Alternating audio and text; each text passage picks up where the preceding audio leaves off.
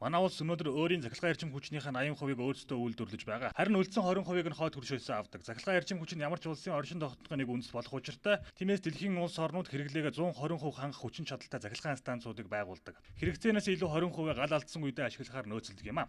Ийм жишгийг хойд хөрш болон өмнөд хөрш гээд бүх дэлхийн томоохон улсуудаас харж болно. Гэтэл манай улс өөрийн хэрэгцээг бүрэн хангаж чадахгүй байгаа хэрнээ хойд хөрш рүүгээ үнэгүй цахилгаан нийлүүлдэг байна. Учир нь өнөөгийн манай улсын төвлөрөн цахилгааны станцууд нүүрс галладаг.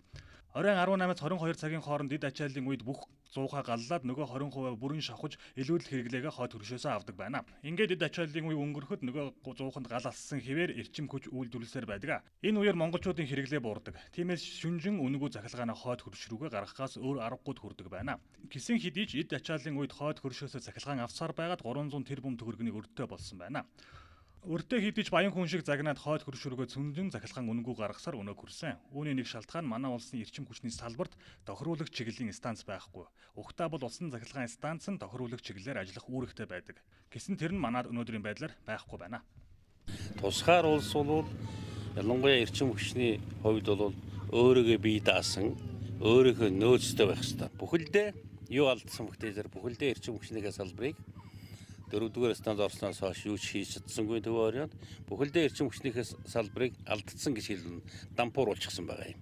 Ягаад гэвэл тэр гаднаас 20% авч байна. Уг нь улстай 20% нөөц байх ёстой гэхээр 4-500 мегаваттын тийм ээ. Тийм одоо чадал дутагдж штэ. Монголчууд өөрийн улсын эрчим хүчнийхээ хэрэглээг өөрсдөө бүрэн хангахаар 5-р цахилгаан станцыг барих гэж байгаа.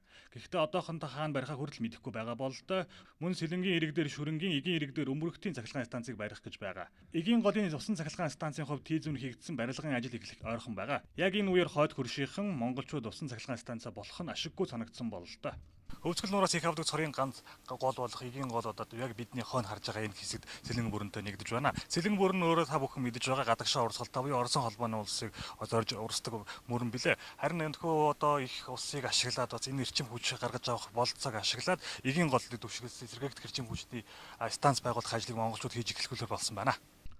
Оросын холбооны улсын зүгээс Сэлэнг бүрэн дээр усан цахилгаан станц байгуулах нь байгаль нурд цуцгдаг амин сүнсгийг нь таслах гэж байна гэдэг утга талаараа мэдээлэл хийсэн. Тэгсэн хэрнээ өнөөдөр өөрсдөө өндөр хамартай шар нөхдүүд өөрийн улсаар урсгах Сэлэнг мөрний дагуу усан цахилгаан станц байгуулчихсан байгаа. Бас байгаль нураас их авдаг ангар мөрөн дээр өөрсдөө дэлхийд алдартай усан цахилгаан станцуудыг цувруулад байгуулчихсан байдаг. Ингэж тооцохоор эрхүү мужийнхэн дэлхийд хамгийн бага хямд үнэтэй эрчим хүч хэрэгэлдэг нөхдүүд болж таарч байгаамаа. Энэхүү ашиггүй байдлаа Оросууд алдахыг хүсэхгүй байгаа. Тэгээд шөндөө эрчим хүч үнэгүй цахилгаанаар ажиллаа болгоод сурчсан хүмүүс усан цахилгаан станц бариулахаар байгаль орчин сөрөг нөлөөтэй талаар баахан сурталчилгаа явуулж болиулахыг оролдож байна.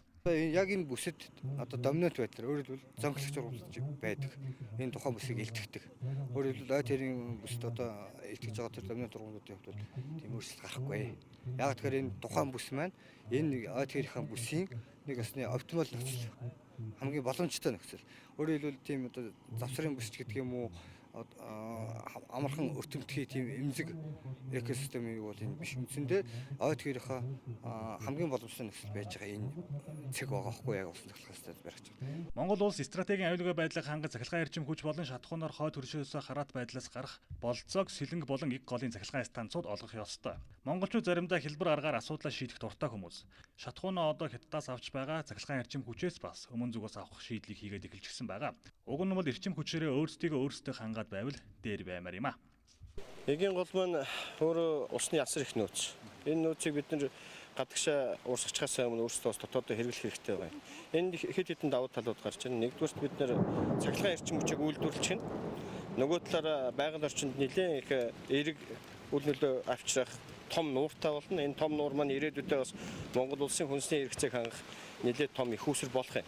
Энэтэй холбоотойгоор аялал жуулчлалын томоохон салбарууд бий болно. Монгол улс нийт цахилгааныхаа 20%-ийг сэргээгдэх эрчим хүчээр хангах зорилго дэвшүүлээд ажиллаа эхлүүлээд байгаа. Салхин болон нарны цахилгаан станцуудыг эхнээсээ байгуулж эхэлсэн. Үүн дээр нь 5-р цахилгаан станц, Эгийн болон Сэлэнг бүрний усан цахилгаан станц баригдана гэж тооцвол Монгол улс өөрийн хэрэгцээг бүрэн хангаа зогсохгүй 2018 он гэхэд эрчим хүчээ борлуулж импортлогч орон болох учиртай юм а.